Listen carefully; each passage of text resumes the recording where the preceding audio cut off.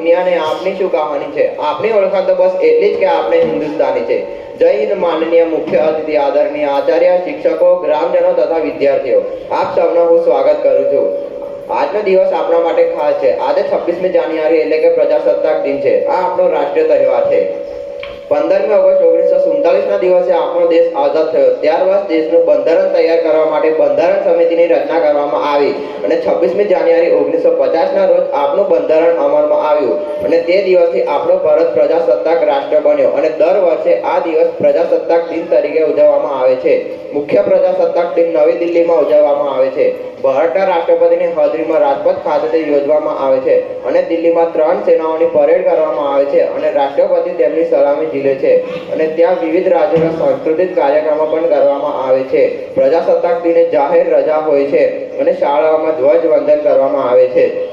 આપણા દેશના સ્વતંત્ર ગણતંત્ર માટે જે સેનાએ પોતાની પ્રાણની પણ પરવા ન કરી હતી તે શૂરવીરોને આજે આપણે ખરા દિલથી યાદ કરીએ અને તેઓનું વંદન કરીએ.